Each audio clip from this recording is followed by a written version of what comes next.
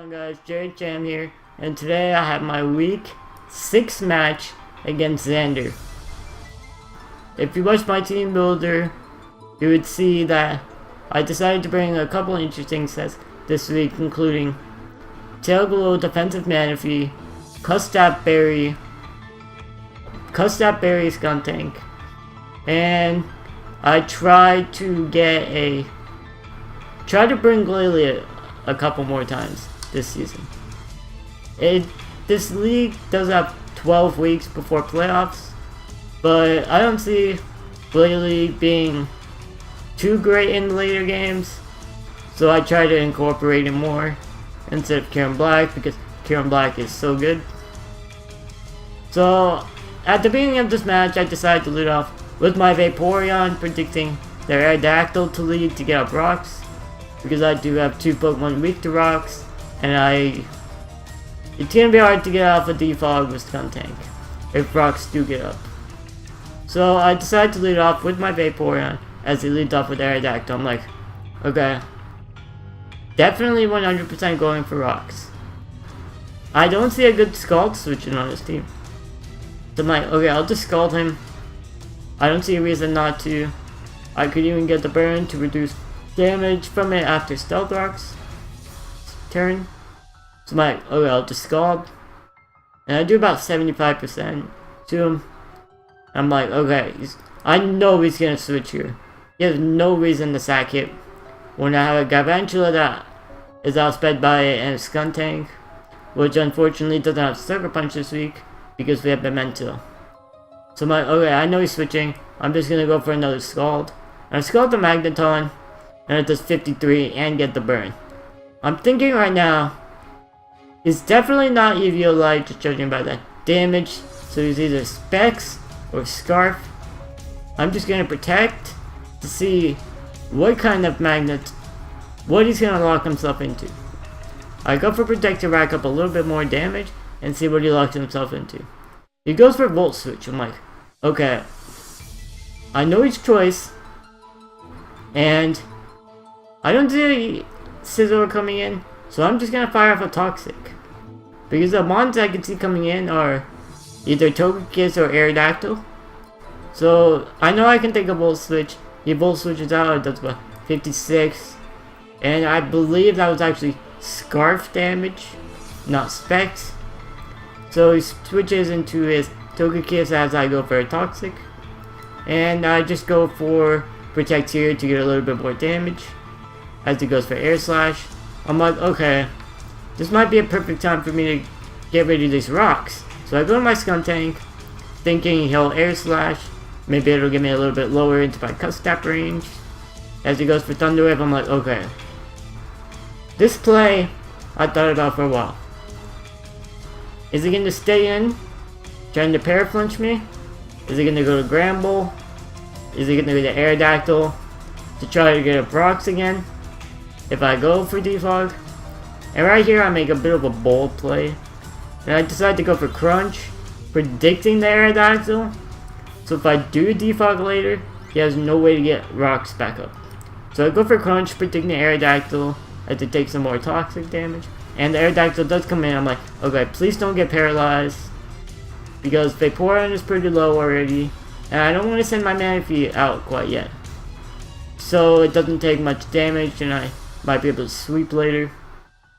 So I go for Crunch, and I break through, and the Aerodactyl goes down, and he brings it Infinite. I'm like, okay, I really hope this is not Nasty Plot Infinite, because as you can see, my Vaporeon is pretty low, and I ran a Calc, a +2 Focus Blast kills Manaphy. So if he's Focus Sash with the Nasty Plot, he pretty much just wins. But I do have Focus Sash Galvantula in the back, which I will send out if worst comes to worst, but I'd rather save it for something else. So I decided to go with my Vaporeon. It's pretty useless now. Slow, doesn't have Wish, and then he goes for Nasty Ball. I'm like, okay, I am really willing to risk the Focus Blast on my Vaporeon, or hidden power grass to just get a Scald off on this thing. If I can get a Scald off, break its potential sash, or even kill it, this will be a big threat gone. And it turned out he's life orbed. And I know I can take a vacuum wave, so I just go for Scald and almost kill him. So I'm like, okay, good, big threat gone. Right after this turn, another life orb hit will get rid of his Infernape. And he goes for a flamethrower here, kills me, but he goes down too. So I'm like, okay, I'm just gonna send in my Medicham, because I don't see good switch-ins, barring Togekiss. So I just go for Fire Punch here, not letting Scizor come in. Just judging by the way he stayed in, I'm thinking he was Scarfed, because I was Scarfed Medicham, and he wouldn't stay in on a Medicham if he wasn't Scarfed. So I go for Fire Punch, not letting Scizor come in. I predicted Granbull to come in now, as it does. I switched to my Glalie, scouting to see what kind of Granbull he was, whether or not he was Banded, Assault Vest, Leftovers, Rocky Helmet. And that play rough doesn't do very much, so that shows me he is most likely a defensive Granbull. I'm just not sure what item yet. So right now I'm like, okay, I predict him to switch either to Scizor or to Togekiss.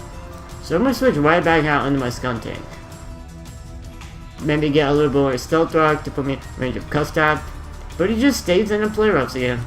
I find this play a little bit weird because I could have easily just like freeze dried him and done a pretty good amount of damage. But I found that pretty prime opportunity for him to go into Scizor and start setting up Swords Dances. So, right here I'm like, okay, I'm at about 30%. And Glalie dies to rocks. So if I switch my Glalie in, switch my Skuntank back in, I'll be in Custap range. So as long as I don't get paralyzed, I'll be able to get a Memento off and get my Manaphy in and get a Tail Glow up. So I make a bit of a risky play and go for Memento, hoping I don't get paralyzed. As I don't, get the Memento off to the Granbull and go into my Manaphy, set up a Tail Glow and pick up a couple kills. I go for Tail Glow as he goes into Togekiss. I'm like, I already know. He's gonna go for like some paras and stuff. So I'm gonna just Scald him. Hopefully it'll kill. I do crit his Togekiss. It didn't matter in the end, he was Toxic. Toxic would have picked him off. And I was at +3. So his best play here is probably going to Scizor.